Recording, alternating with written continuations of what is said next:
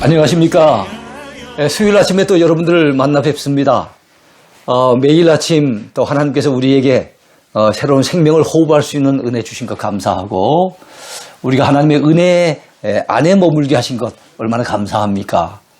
또 우리에게 건강 주셔서, 또 은혜를 사모하는 마음 주셔서 우리가 하나님의 말씀을 같이 공부할 수 있다는 것 자체가 참 감사한 것 같아요. 우리는 뭐 이리저리 둘러보아도 하나님 앞에 은혜 아닌 것이 없고 또 감사할 제목이 아닌 것이 없다는 것을 느끼게 됩니다.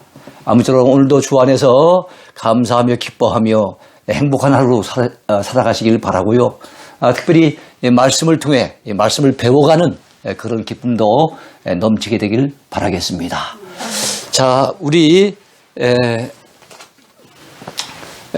어제 이어서 뭐 3일째네요. 어제 그저께부터 시작했던 교리 무장, 그 가운데 인재론, 우리 인간이라고 하는 존재가 어떤 존재인지 그 정체성을 우리가 헤아려 보고 있습니다.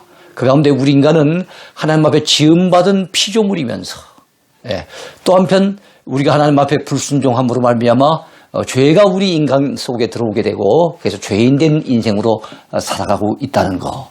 그래서 우리에게는 아담 하와 우리 인류 시조로부터 이어받고 물려받은, 전가받은 그런 원죄도 있고, 또 우리가 스스로가 짓게 되는 자범죄의 그 열매들도 있다는 것을 살펴보았습니다. 특별히 어제는 자범죄의 종류도 아주 다양하게 참 많다는 것을 우리가 함께 살펴보았는데요. 자, 우리 인재론의 세 번째 순서입니다. 전체적인 주제는 나는 죄인 괴수. 사도 바울의 고백이 사실 어쩔 수 없는 또 우리들의 고백이기도 합니다. 오늘 살펴볼 것은요, 인재론의 다섯 번째 주제입니다. 죄의 무서운 결과입니다. 죄가 두려운 것은 죄에는 따르는 무서운 결과가 있기 때문에 그렇습니다. 인간의 죄의 결과는 참으로 무서운 것입니다. 녹은 쇠에서 생기죠. 쇠에서 녹이 생기지 않습니까? 근데 쇠로부터 발생했던 그 녹이 차차 그 쇠를 결국엔 먹어버려요. 죄는 인간이 범해서 인간으로부터 생긴 것 아니겠습니까? 근데 그 죄가 결국엔 사람을 죽게 만들고 망하게 만든다는 거, 이거 생각한다면 죄가 얼마나 무서운 것인가 하는 것을 깨닫게 됩니다. 죄라고 하는 것은 사람에게서 생겨났지만 결국 사람을 파멸로 이끌어간다는 것이 성경의 가르침이에요. 자, 우리는 코로나 바이러스가 생겨난 지 얼마 되지 않아서 전 세계 급속도로 퍼져나가는 것을 최근 상황 속에서 지켜봤어요. 작년과 올해 2년째 흘러가면서, 이야, 참 코로나 바이러스가 중국 우한으로부터 시작을 했는데 어느 순간 전 세계에 다 퍼져나가는 것을 보면서 참 이 바이러스의 전파 속도가 빠르구나 하는 것을 느껴보게 됩니다. 자, 아담의 원죄도 마찬가지죠. 한순간에 우리 인류 조상이 지었던 바로 그 죄가 온 인류에게 번져나가게 됐고, 그 결과는 참으로 가혹한 것입니다. 여러분, 코로나 바이러스가 퍼져나가니까 퍼져나가고 전파되는 것이 끝난 게 아니잖아요. 그로 인해서 죽어가는 사람들이 얼마나 많습니까? 병원에서 고통받고 있는 사람들이 얼마나 많습니까? 비록 감염은 되지 않았지만 혹시 감염될까 봐 그 두려워하는 인생들이 얼마나 많습니까? 그러니까 그 바이러스가 퍼져나감으로 인해서 인류에게 엄청난 고통을 안겨주는 것처럼 죄악이 온 인류 가운데 번져나감으로써 가져다주는, 결과적으로 우리 인생에게 가져다주는 그 가혹한 결과물들 얼마나 많은지 몰라요. 자, 죄로 인해 인간은 우리 생명의 근원이 되신 하나님과 단절되었습니다. 죄가 우리에게 고통을 안겨주고 죄 때문에 찾아오는 무서운 결과 가운데 첫 번째가 무엇인가 하면 하나님과의 관계가 단절돼 버렸다는 거예요. 아담 하와는 하나님과 서로 대화하고 하나님과 서로 교통하던 그런 존재였어요. 근데 그것이 완전히 단절이 되었다는 거죠. 자, 죄는 하나님과의 관계를 가로막는 높은 담입니다. 성경은 그렇게 가르치고 있어요. 이사야 59장에 보면은 오직 너희 죄악이 너희와 너희 하나님 사이를 갈라놓았고 너희 죄가 그의 얼굴을 가리어서 너희에게서 듣지 않으시게 함이니라. 그렇습니다. 하나님의 팔이 짧아서 구원하시지 못하신 것 아니에요. 하나님의 귀가 어두워서 우리의 기도 못 들으신 것 아니에요. 왜 여러분 하나님과 우리 사이가 단절됐습니까? 왜 우리의 기도가 하나님 앞에 상달되지 않고 가로막히게 됩니까? 그것은 바로 죄 때문에. 죄라고 하는 장벽이 있어서 하나님과의 관계가 단절돼 버리고 그 죄 때문에 우리 아무리 기도해도 우리 기도가 하나님의 귀에 들리지 않게끔 되어졌다는 거. 그러니까 죄는 하나님과 인간 사이를 가로막는 단절이라는 거. 이걸 기억하셔야 됩니다. 자, 죄로 인해 인간관계도 역시 파괴가 됩니다. 하나님과의 관계만 잘못된 것 아니에요. 죄로 인해서 인간 사이의 관계도 파괴가 됐어요. 죄로 인해 사람들의 마음은 분리가 됩니다. 여러분 아담 하와가 범죄하고 난 직후에 어떤 현상이 일어났습니까? 아담은 그 죄의 탓을 하와에게 전가를 시키고 하와 탓을 합니다. 하와는 뱀에게 또 책임을 갖다 전가하는 이런 모습을 볼 수 있죠. 그런 거 보면은 아담 하와 그 두 사람 사이에도 벌써 마음이 벌어지고 있다는 거예요. 또 죄로 인해서 아담 하와가 여러분 낳았던 그 가인과 아벨, 그 가인이 자기 동생을 갖다가 아벨을 시기심 때문에 질투심 때문에 결국 돌로 쳐서 죽이는 장면을 보면 야, 죄의 결과가 참 끔찍하구나 하는 것을 알 수가 있습니다. 죄로 인해 사람들의 마음은 분리가 됩니다. 가정과 교회와 사회에서의 온갖 갈등과 고통이 어디에서부터 옵니까? 죄로부터 오는 거예요. 가인이 그의 아우 아벨에게 말하고 그들이 들에 있을 때 가인이 그의 아우 아벨을 쳐 죽이니라. 바로 아담 하와 그 부모의 끔찍한 죄가 결과적으로 그 아들에게까지 영향을 끼친 거예요. 심각한 결과를 가져온 거예요. 죄로 인해 여러분 또한 죄책감에 시달리게 됩니다. 죄로 인해서 당하는 고통이 많이 있는데 특별히 우리가 심리적으로 당하는 고통이 있어요. 우리 마음으로 겪는 고통이 있어요. 이건 죄책감입니다. 죄책감. 범죄하면 마음의 평안이 사라집니다. 기쁨을 빼앗깁니다. 내 마음속에 평안이 사라지고 기쁨이 사라졌다면 하나님과의 관계 속에 과연 그 관계가 잘 맺혀져 있는가, 내 주변의 이웃과의 관계가 잘 맺혀져 있는가를 봐야 돼요. 왜냐하면 죄라고 하는 것은 하나님과의 관계도 단절시켜버리고 이웃과의 관계도 파괴시켜버리기 때문에, 그러면 그 관계가 단절되고 파괴가 되니까 내 마음속에 찾아오는 것은 죄책감, 내 마음속에서 빼앗기는 것은 평안과 기쁨이 되는 거예요. 바세바와 함께 간음죄를 지은 다윗은 구원받은 즐거움을 빼앗겨버렸어요. 극도의 죄책감에 시달린 사실을 그는 시편에서 고백한 바가 있습니다. 시편 32편이나 시편 51편 같은 경우가 바로 그에 해당되는데요. 자, 32편에 뭐라고 말씀합니까? 내가 입을 열지 아니할 때 종일 신음함으로 내 뼈가 쇠하였도다. 주의 손이 주야로 나를 누르시오니.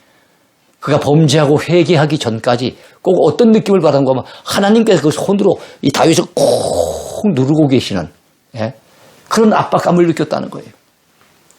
주의 손이 주야로 나를 누르시오니 내 진액이 빠져서 여름 가물의 마름같이 되었나이다. 여러분, 식물이 여름에 가물어가지고 비가 내리지 않고 하면 바짝바짝 말라 들어갈 때 얼마나 고통스럽겠습니까? 마찬가지로 우리 영혼이 기뻐야 되는데, 우리 영혼이 즐겁고 행복해야 되는데, 우리 영혼이 평안을 빼앗기고 기쁨을 빼앗겨서 바짝바짝 말라 들어가는 것 같은 바로 그런 상태에 놓인다는 거예요. 어떻게 하면요? 우리가 범죄했을 경우에. 나를 주 앞에서 쫓아내지 마시며 주의 성령을 내게서 거두지 마소서. 다윗은 분명히 봤어요. 자기 전입되었던 사울 왕이 하나님 앞에 범죄하고 타락하게 되고 하나님과의 관계가 단절돼 버리니까 여러분, 성령이 역사하는 것이 아니라 악령이 그에게 역사하게 되고 완전히 사람이 밤 미친 것처럼 행동하면서 참 비참하게 결국에는 인생이 끝나는 것을 다윗은 지켜봤어요. 혹시 사울처럼 내게도 하나님이 성령을 거두어 가시고 나를 주 앞에서 쫓아내신다면 어찌 될 것인가? 그게 뭐겠습니까? 다 죄책감이죠. 다윗이 범죄하고 회개하기 전까지 이런 죄책감에 시달린 거예요. 그래서 시편 51편에서 하나님 앞에 이렇게 안타깝게 매달려 간구하는 겁니다. 하나님, 나를 주 앞에서 쫓아내지 마세요. 주의 성령을 내게서 거두지 마세요. 주의 구원의 즐거움을 내게 회복시켜 주시고 자원하는 심령을 주사 나를 붙드소서. 이 고백 속에서 아하, 범죄에 타락하게 되어진다면 죄책감을 느끼게 되고 그렇게 된다면 구원받은 즐거움, 구원받은 기쁨과 감격도 다 빼앗겨버리는구나 하는 것을 알 수 있게 됩니다. 또 여러분 우리가 죄를 짓게 되면 죄로 인해 전적 타락의 상태, 전적 무능력의 상태가 되게 됩니다. 전적으로 타락해버렸어요. 우리 온 영혼이 타락하고 온 마음이 타락하고 온 몸이 타락하고 온 인격이 타락하다 보니까 어느 한 군데도 제대로 작동되는 데가 없는 거예요. 지성만 타락한 것도 아니고 감성만 타락한 것도 아니고 의지만 타락한 것도 아니고 인간의 모든 요소들이 다 타락하는 거예요.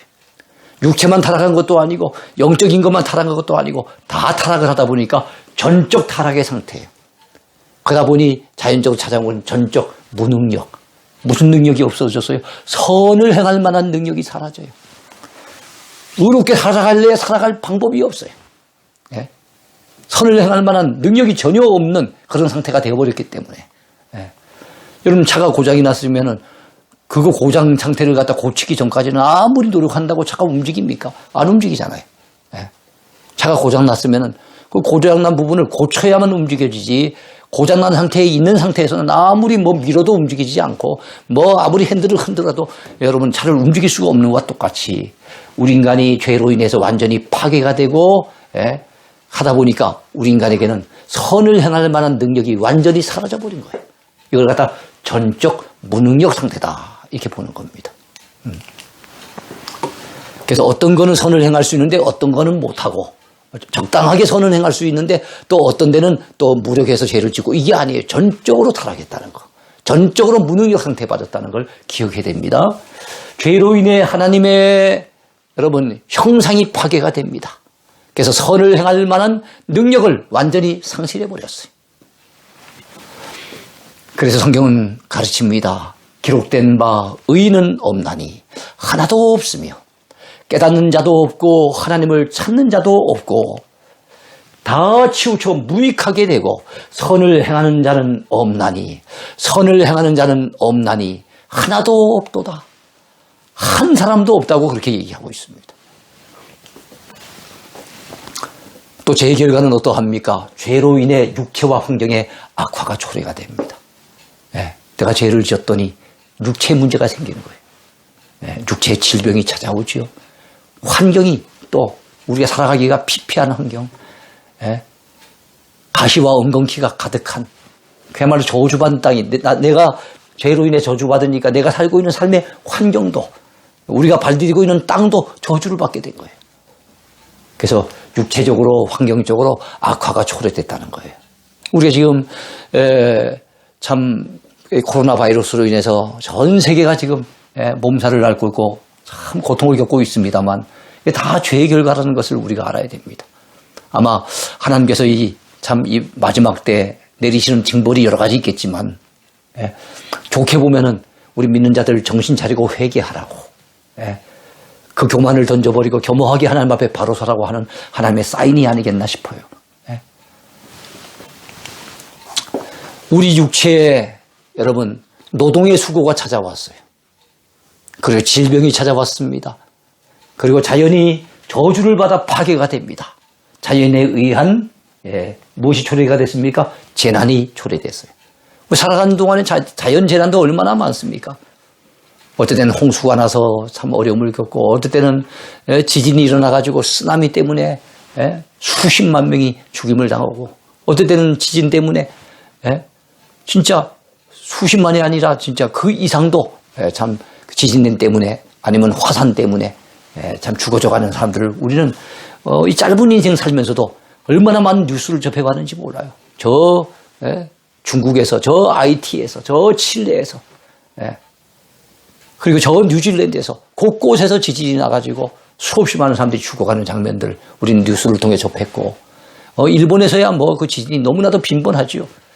지난번에 일본에서 9.0 그 대지진이 났을 때, 그 참 쓰나미가 막 그냥 온 동네를 갖다가 한 도시를 막 휩쓸고 지나가는데, 어떻게 저게 저럴 수가 있겠는가?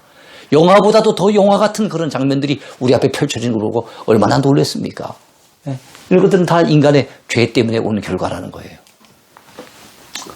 아담에게 이르시되 내가 내 아내의 말을 듣고 내가 내게 먹지 말라 한 나무의 열매를 먹었은즉, 달리 말하면 네가 말씀에 불순종했은즉 땅은 너로 말미암아 저주를 받고,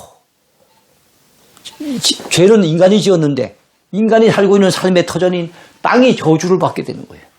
너는 내 평생에 수고하여야 그 소산을 먹으리라. 땅이 내게 가시덤불과 엉겅퀴를 내릴 것이라. 내가 먹을 것은 밭의 채소인즉 내가 흙으로 돌아갈 때까지 얼굴에 땀을 흘려야 먹을 것을 먹으리니 내가 그것에서 취함을 입었습니다. 너는 흙이니 흙으로 돌아갈 것이니라 하시니라. 창세기 3장에 나온 유명한 말씀이에요. 인간이 행위 언약을 파기시키고 하나님 앞에 불순종해서 범죄에 타락했을 때 하나님께서 내리신 징벌입니다. 원래는 노동은 신성한 거였어요. 그 에덴 동산에서 그들이 하나님 주시는 동산을 갖다 관리할 때 그들은 즐거움으로 그걸 감당할 수 있었어요. 그런데 범죄 타락한 이후에 노동은 더 이상 신성한 것이거나 즐거운 것이 아니라 땀을 흘려야만 먹을 것을 먹을 수 있는, 참으로 고통스럽고 힘든 무거운 짐이 되는 그런 것으로 탈바꿈되고 말았던 거예요. 그러다가 결국에는 우리가 흙으로 지음받은 우리는 결국엔 죽어서 흙으로 돌아가는 그런 존재로 전락되고 말한 거예요. 여러분, 죄의 결과는 또한 어떠할까요? 죄로 인해 치루어야 될 그 마지막 삭시 있는데 이게 가장 무서운 거예요. 이게 뭐겠습니까? 사망입니다. 사망. 죄의 결과로 인해 가지고 찾아오는 것이 참 많았죠. 우리 내적으로 당하는 고통, 외부적으로 환경적으로 당하는 고통, 또 질병 때문에 당하는 고통, 재난 때문에 당하는 고통, 뭐 여러 가지 참 많이 있었지만 그 가운데 가장 큰 고통, 가장 큰 징벌은 사망입니다. 우리 사람에게 죽음이 찾아왔다는 거예요. 죽음. 죄로 인해 그 징벌로 인간에게 죽음이 찾아왔습니다. 우리 인간은 죽음 앞에 직면한 존재가 되고 마는 거예요. 이 죽음을 뛰어넘을 수가 없는 거예요. 죽음 앞에 서면은 모두가 초라해 보이는 거예요. 그동안 살아오는 동안에 영웅호걸이면 뭐합니까? 죽음 앞에 서면 너무 초라한 거예요. 절세가인이면 뭐합니까? 한때 세계를 움직이던 정치인이고, 그런 사람이면 뭐합니까? 죽음 앞에 서면 아무것도 아닌 거예요. 이런 존재가 되고 말았습니다. 오직 각 사람이 시험을 받는 것은 자기 욕심에 끌려 미혹됨이니 욕심이 잉태한 즉 죄를 낳고 죄가 장성한 즉 사망을 낳느니라. 욕심에서 죄가 나오고 죄에서 사망이 나오는 거예요. 죄를 짓게 된 그 출발점은 욕심이었고 죄를 지음으로 인해서 당하게 되는 마지막 종착역은 어딘가 하면은 바로 사망이라는 겁니다. 죄의 삭스는 사망이요. 로마서 6장 23절에 있는 아주 유명한 말씀이에요. 전도지마다 이 구절은 빠지지 않죠. 죄의 삭스는 사망이에요. 죄의 대가는 사망인 거예요. 우리 인간은 죽음에 직면한 비참한 존재가 되고 말았습니다. 죄의 결과는 사망이라는 것 잊으면 안 됩니다. 자, 철학자 키에르케고르, 덴마크의 유명한 철학자지요. 실존주의 선구자입니다. 목사의 아들로 알려져 있어요. 그는 이런 말을 합니다. 인간은 불안이라는 열차를 타고 공포라고 하는 터널을 통과하여 죽음이라고 하는 종착역에 이르는 존재다. 그래요. 우리가 타고 있는 열차가 무슨 열차요? 불안 열차. 지금도 코로나로 인해서 불안하게 살아갑니다. 맨날 오늘은 확진자들이 몇 명 나왔는지 거기에 귀를 기울이고, 요즘 와서 대구에 또 이 수가 확 드러나게 되니까, 이제는 외출하는 게 좀 부담스럽고, 이렇게 불안하게 살아요. 그러다가 때로는 공포라고 하는 터널을 지나가기도 합니다. 평소에는 그냥 불안하게 살지만 어떨 때는 자연 재난을 만나든지 요즘 코로나 같은 이런 아주 세계적인 질병을 만나든지 아니면 사업의 파탄을 만나든지 아니면 질병의 어떤 그 어려움에 직면하든지 이래 되면 공포라고 하는 터널을 또 지나가야 되는 거예요. 그러다가 결국에는 종착역에 당도하는데 그 종착역이 죽음이라고 하는 종착역이니까 참 얼마나 인생이라고 하는 것이 참 안타까운 존재인가 참 힘든 존재인가, 답답한 존재인가 하는 것을 느끼게 됩니다. 죽음이 없다고 한다면 얼마나 좋겠어요. 사람들은 죽음을 두려워합니다. 다 죽음을 두려워해요. 정말 신앙이 좋아서 성령 충만해서 순교의 재단 앞에서도 당당하게 맞서는 그런 분들이 있긴 하지만 그건 그분의 힘이 아니에요. 성령께서 주시는 강력한 어떤 은혜가 그에게 임했기 때문에 그 순간 극복할 수 있었지만 평소에는 다 죽음 앞에 서면 두려운 거예요. 그 이유가 뭘까요? 이 땅의 사람들이 가장 두려워하는 것이 죽음입니다. 코로나 사태로 말미암아 우리는 사람들이 그토록 두려워하는 죽음에 대해 매스컴을 통해 매일같이 숫자로 접한 바 있습니다. 오늘의 사망자는 몇 명이고 이런 걸 늘 접하고 있잖아요. 우리나라는 그나마 낫지만 저 브라질, 저 인도 이런 데 보면 얼마나 많은 사람들이 죽어가고 있는지 몰라요. 자, 눈에 보이지도 않는 하찮은 바이러스로 인해 사람들은 그토록 죽음의 공포에 시달리게 된 것입니다. 과학기술의 발달로 물질 문명의 꽃을 피우고 있다고 자랑했던 인간의 교만, 그것이 코로나 사태를 통해 여지없이 무너져 내리는 것을 우리는 경험하고 있습니다. 사람들이 그토록 죽음을 두려워하는 이유가 무엇일까요? 그 한 세 가지 정도를 살펴보려고 해요. 첫째는 단절 때문입니다. 단절 때문에 죽음이 두려운 거예요. 사랑하는 이들과 단절될까 봐, 정든 세상과 헤어져야 될까 봐, 그게 두려운 거예요. 나라는 존재가 사람들에게 잊혀지는 것도 두려운 거예요. 단절. 이게 결과적으로 우리 사람에게 죽음의 공포를 안겨주고 있습니다. 둘째는 미지에 대한 두려움 때문입니다. 사후의 세계는 아직 한 번도 경험해보지 못한 세계잖아요.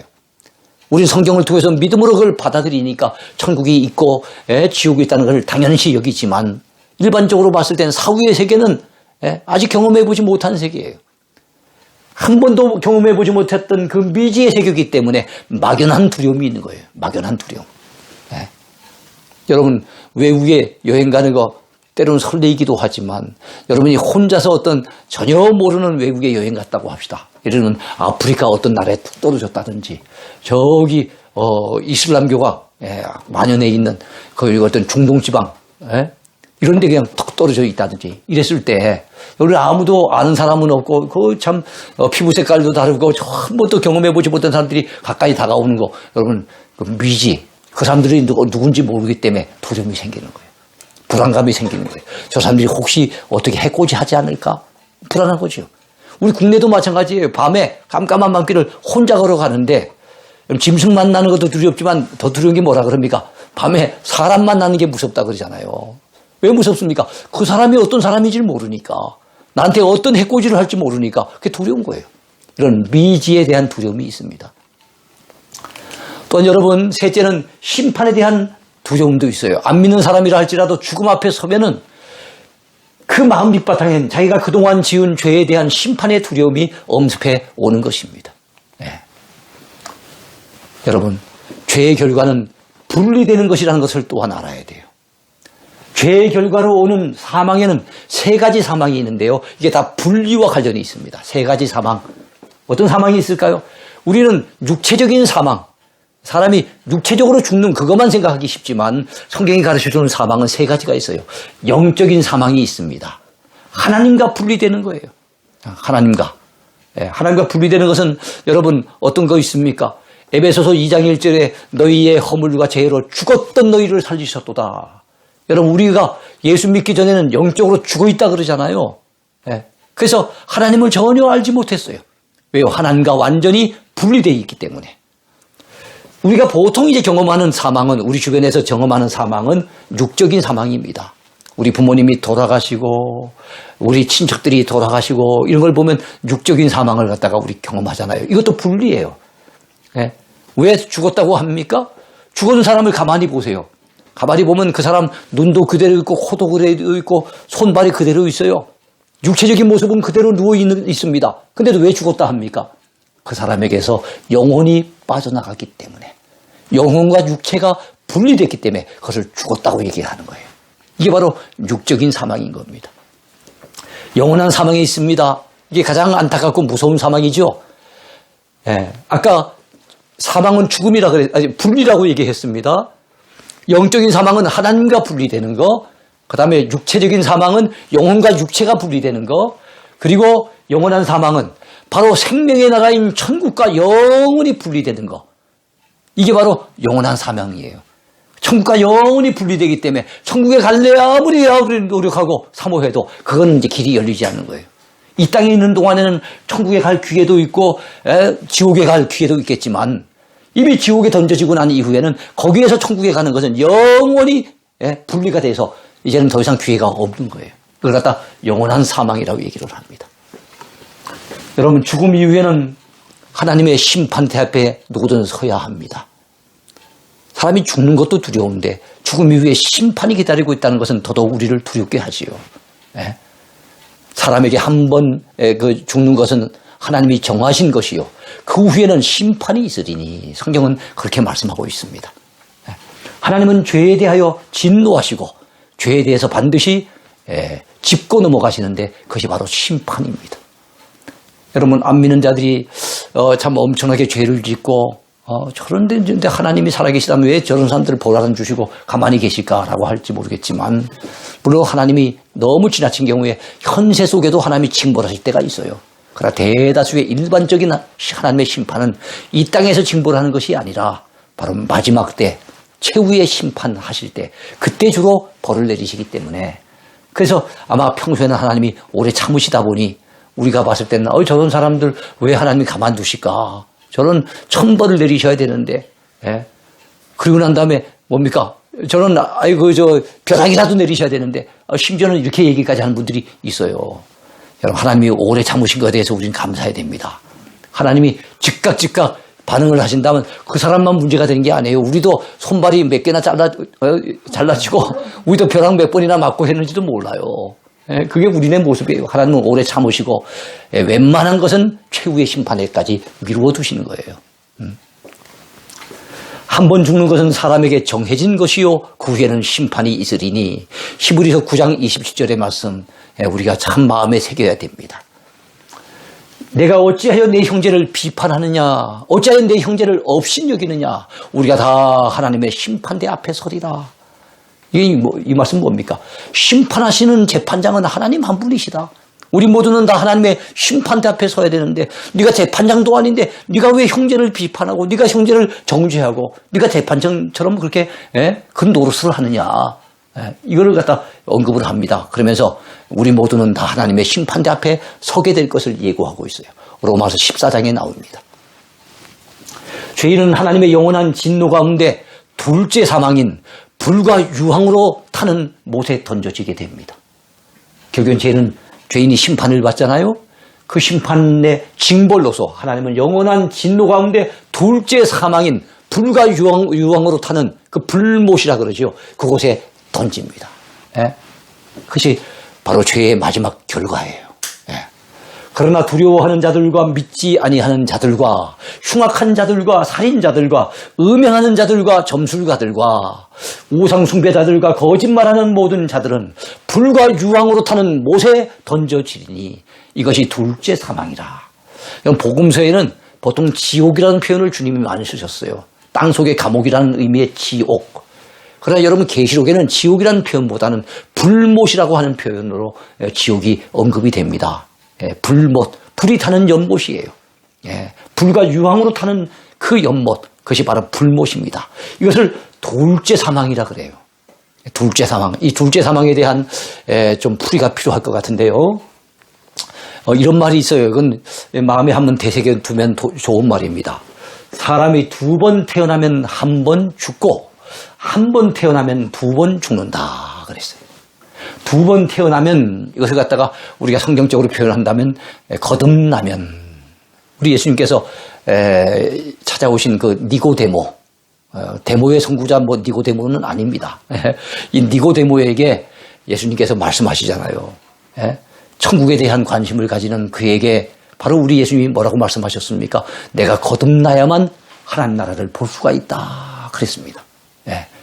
거듭난다는 게 뭡니까? 두 번 태어나는 거예요. 그러다 다시 중자 날생자를 써서 다시 태어나는 것 중생이라고 표현해도 해요. 한자로는 중생. 그리고 또 성경적으로는 거듭난다 이런 표현하는 것이 두 번 태어나는 겁니다. 왜 두 번 태어난다 그럽니까? 우리 인간은 예수 믿기 전에 이미 어머니 뱃속에서 육체적으로 한번 태어나는 거예요. 근데 영적으로는 죽어 있는 상태에 있는 거예요. 영적인 사망이 상태에 있는 거예요. 그래서 너희의 허물과 죄로 죽었던 너희를 살리셨다고 그랬어요. 죽을 수밖에 없는 너희를 살린 게 아니고 죽었던, 예수님 믿기 전에 성령님이 우리 인생 가운데 찾아오셔서 우리를 다시금 태어나게 하시기 전까지는 우린 영적으로는 죽었던 존재였어요. 그런데 성령께서 죽었던 우리 영혼을 살려내신 거예요. 우리 인생 가운데, 우리 영혼 가운데 찾아오셔서 여러분 잠자고 있던 영혼을 깨워내시고 죽었던 영혼을 살려내신 거예요. 그래서 우리는 2번 태어나게 된 겁니다. 그러면 그 사람은 이 땅에서 한 번만 죽어요. 왜요? 둘째 사망인 지옥에, 불못에는 안 가기 때문에. 이 땅에서 육체적으로만 죽을 뿐이지 둘째 사망을 당하는 법은 없어요. 근데 한 번 태어난 사람이 있어요. 이 사람은 어머니의 뱃속에서부터만 한 번 태어날 뿐이지 성령에 의해서 거듭나지 못한 사람이에요. 이 사람들은 결국 2번 죽게 됩니다. 이 땅에서 육체적으로 한 번 죽죠. 그리고 난 다음에 그들은 결국에는 하나님 앞에 심판을 받아 그 징벌로서 불못에 던져지는데, 불못에 던져지는 것을 요한계시록에서는 둘째 사망을 당한다는 거예요. 둘째 사망. 여러분, 그래서 우리는 둘째 사망에 우리가 들어가면 안 되겠죠. 그렇죠? 우리 믿는 자들은 둘째 사망을 여러분 면하게 되는 줄로 믿습니다. 이게 다 주의 은혜입니다. 근데 어쨌든 예수님을 믿기 전에는, 예수 안 믿는 사람들이라고 한다면 결국엔 둘째 사망에 들어가고, 달리 말하면 지옥에, 불못에 던져지게 되니, 이것이 우리 인간 죄 지은 인생에게 주어지는 가장 마지막이며 가장 심각한 결과라는 것을 알게 됩니다. 여러분, 인간의 죄는 반드시 해결해야 될 심각한 문제예요. 지금까지 살펴본 것처럼 죄는 인간에게 참혹하고 무서운 결과를 가져왔습니다. 인간의 모든 불행의 원인은 죄입니다. 죄로 인해 하나님의 무서운 징벌과 저주가 임했고, 그 결과로 말미암아 인간은 불행의 늪에 빠져서 허우적거리면서 헤어나올 수 없는 그런 존재가 될 수밖에 없었어요. 그러므로 인간의 죄 문제는 반드시 해결해야 될 심각한 문제예요. 그냥 놔두고 그냥 적당히 넘어가고 방치해도 될 그런 문제가 절대로 아닙니다. 반드시 해결해야 될 만한 정말로 중요하고 심각한 문제입니다. 그렇다면 누가 우리의 죄 문제를 해결해 줄 것입니까? 누가? 오호라, 나는 곤고한 사람이로다. 이 사망의 몸에서 누가 나를 건져내랴. 사도 바울의 이 외마디 비명. 여러분, 이런 심각한 고민이 우리 인생에게는 있는 거예요. 근데 이 고민을 해결해 주신 분이 결국엔 나타나시잖아요. 그분 누굽니까? 예수 그리스도인 거예요. 그래서 우리가 인재론을 다루고 난 그 다음에 다루는 것이 기독론이에요. 기독은 그리스도를 한자로 표현하잖아요. 바로 예수 그리스도를 다루게 되는 거예요. 우리들의 메시아, 우리들의 그리스도, 우리들의 구세주이신 예수님을 바로 인재론 다음에 다루게 된 겁니다. 누가 우리를 이 사망의 몸에서 건져내랴. 죄악 때문에 허우적거리면서 죄 문제를 해결하지 못해서 발버둥 치고 있는 우리 인생에게 도대체 누가 소망을 남겨줄 것인가? 누가 해결책을 가져올 것인가? 우리는 이런 질문 가운데 오늘 강의는 맞춰야 합니다. 그리고 이런 질문은 다음 주가 되어지면 바로 그 답을 제공하시는 예수님을 우리는 또한 만나게 될 것이고 배우게 될 것입니다. 그래요. 정말로 우리가 주님을 믿는다는 게 얼마나 큰 복인지 몰라요. 죄인 된 우리 인생에게 예수님이 해답입니다. 예수님이 길입니다. 예수님이 생명입니다. 이 사실을 믿고 오늘도 주 안에서 힘차게 살아가는 참으로 귀하고 행복한 하루 되시기를 축원합니다. 여기 강의 마치도록 하겠습니다.